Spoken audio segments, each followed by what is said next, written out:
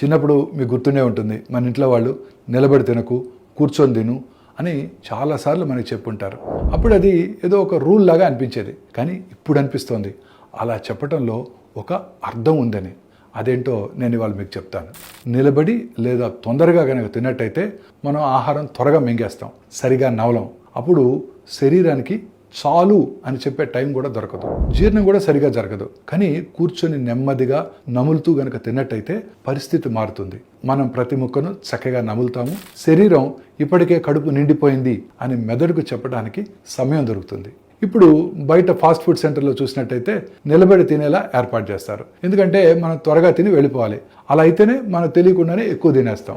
అందుకే మన తల్లిదండ్రులు నిలబడి తినొద్దు అని చెప్పేవాళ్ళు. అది కేవలం అలవాటు కోసం కాదు, మన ఆరోగ్యం కోసం. కొన్నిసార్లు ఆరోగ్యం అనేది పెద్ద విషయాల్లో కాదు, చిన్న చిన్న అలవాట్లో ఉంటుంది. కూర్చొని నెమ్మదిగా నవ్వులుతూ తినటం కూడా అలాంటిదే.